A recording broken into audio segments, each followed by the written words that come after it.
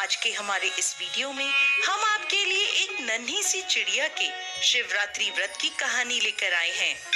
एक समय की बात है, शांतिपुर नाम का एक छोटा सा गांव था।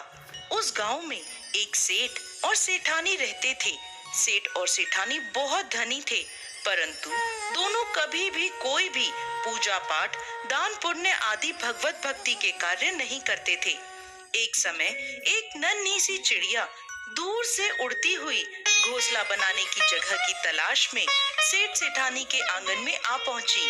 उनके आंगन में एक बड़ा सा पेड़ लगा था। चिड़िया ने उस पेड़ पर अपना घोंसला बना लिया और वहां रहने लगी। अब वो चिड़िया दाने की तलाश में सेठानी के घर की ओर देखने लगी। जब कई दिनों तक उसे सेठानी के घर से कुछ भी खाने को नहीं मिला, तो वो आसपास के घरों में जाकर दाना चुगने लगी। एक दिन चिड़िया ने सोचा, ऐसा क्या कारण है कि उसे इतने बड़े घर से अन्न का एक दाना भी नहीं मिल रहा। ऐसा सोचकर वो चिड़िया सेठ सेठानी के घर के छज्जे पर आकर बैठ गई, तो देखती है सेठ सेठानी अंदर आपस में बातें कर रहे थे। हम क्या करें, हमारे कोई संतान नहीं है। हमारे पास इतना सारा रुपए पैसा है, लेकिन इसे भोगने वाला कोई भी नहीं है। ऐसा कहकर सेठानी जी रोने लगी। सेठानी को रोता देख चिड़िया को बहुत दुख हुआ।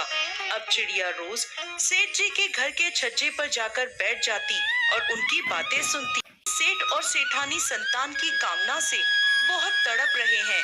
सेठ सेठानी की ऐसी दशा देखकर चिड़िया को उन पर दया आने लगी।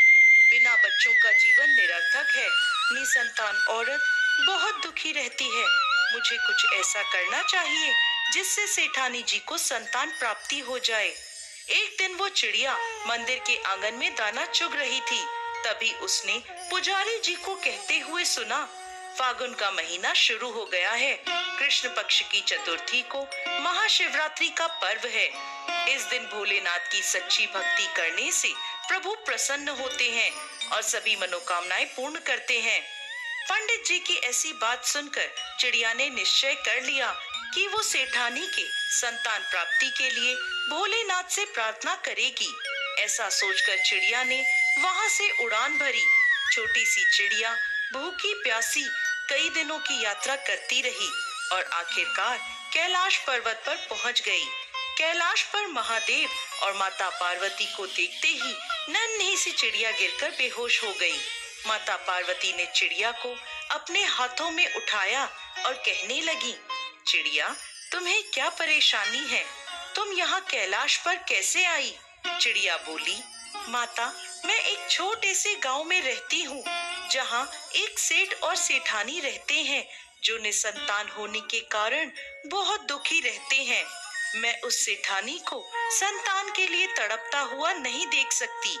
सेठ सेठानी की संतान प्राप्ति की कामना से मैं यहाँ कैलाश पर आपके पास आई हूँ। चिड़िया की बात सुनकर माता पार्वती भोलेनाथ से कहने लगी, स्वामी, सेठ सेठानी के संतान का योग है या नहीं? तब भोलेनाथ बोले, पार्वती, सेठ सेठानी के संतान का योग नहीं है, क्योंकि उन्होंने कभी भी कोई भी दान पुण्य, पूजा पाठ आदि भगवत भक्ति नहीं करी, इसलिए वो दोनों संतानहीन हैं। माता पार्वती बोली, स्वामी, ये छोटी सी चिड़िया इतनी दूर उन दोनों के लिए आई है, तो इसे खाली हाथ तो मैं नहीं जाने दूंगी। महादेव बोले, पार्वती, ये संसार सागर है, इसमें हर व्यक्ति किसी न किसी बात से दुखी है। तुम किस किस का दुख दूर कर पाओगी? पार्वती जी बोली, स्वामी, ये चिड़िया हमारे पास बहुत दूर से एक आस लेकर आई है, हम इसे खाली हाथ नहीं जाने दे सकते। तब भगवान भोलेनाथ बोले, चिड़िया, तुम्हारी भगवत भक्ति से हम बहुत प्रसन्न हैं। हम तुम्हें वरदान देते हैं कि आज से ठीक 9 महीने बाद सेठानी को एक सुंदर संतान की प्राप्ति होगी, लेकिन संतान प्राप्ति के बाद उन्हें भगवत भक्ति का भान, पूजा पाठ, दान पुण्य आदि करना होगा। ऐसा सुनकर चिड़िया बहुत खुश हो गई। भोलेनाथ और पार्वती जी का आशीर्वाद लेकर फिर वो वहां से चल दी। सेठ जी के घर पहुंचकर चिड़िया को पता चला कि सेठानी गर्भ से है। 9 महीने बाद सेठानी ने एक सुंदर पुत्र को जन्म दिया। ये देखकर चिड़िया बहुत खुश हुई। अब चिड़िया आंगन में बैठी सेठानी के बच्चे को बड़ा होता देख रही थी। बच्चा जो कुछ भी खाता पीता इधर उधर गिरा देता। गिरे हुए खाने को चिड़िया उठाकर खा लेती थी। धीरे धीरे समय बीतता गया और देखते ही देखते सेठानी का पुत्र आई और चली गई, परंतु सेठ और सेठानी ने कोई भी भगवत भक्ति का पूजा पाठ आदि कार्य नहीं किया था। अब चिड़िया को इस बात की चिंता होने लगी। चिड़िया ने सोचा, मुझे कुछ न कुछ तो करना ही होगा, क्योंकि इन्हें भगवत भक्ति का ज्ञान कराना बहुत जरूरी है। अब चिड़िया ने एक बार फिर कैलाश पर्वत की ओर उड़ान भरी। कई दिनों की यात्रा करने के बाद चिड़िया फिर से कैलाश पर्वत पहुंची। चिड़िया को देखते ही माता पार्वती बोली, चिड़िया, अब क्या परेशानी है? अब तो सेठ सेठानी को संतान भी मिल गई है। चिड़िया हाथ जोड़कर महादेव और माता पार्वती से प्रार्थना करने लगी और बोली, हे भगवान, मेरी एक समस्या है। सेठ सेठानी ने पुत्र प्राप्ति के बाद भी भगवत भक्ति नहीं करी है। मैं उन्हें ये बात कह नहीं सकती और वो दोनों ये बात समझ ही नहीं सकते। इसलिए आप दोनों को मेरी इस कार्य में सहायता करनी होगी। अब माता पार्वती भोलेनाथ से बोली, चिड़िया की बात बिल्कुल सही है, लेकिन उन्हें यह भान कैसे होगा? तब चिड़िया बोली, माता, आप और प्रभु दोनों उन्हें इस बात का भान कराएं कि वो अपने जीवन में कितनी बड़ी गलती कर रहे हैं। तब चिड़िया की बात मानकर माता पार्वती और शिव शंकर ने एक साधु और साध्वी का वेश धारण कर लिया और दोनों सेठ सेठानी के घर पहुंचे और वहां जाकर उन्होंने भोजन करने की इच्छा प्रकट करी। ये बात सुनकर सेठ और सेठानी बहाने बनाने लगे, इधर उधर देखने लगे। तभी उनका छोटा सा बेटा बाहर आया और हाथ पकड़कर भोलेनाथ और माता पार्वती को घर के अंदर ले गया और भोजन कराने के लिए बिठा दिया। तब अपने बच्चे की इच्छा देखकर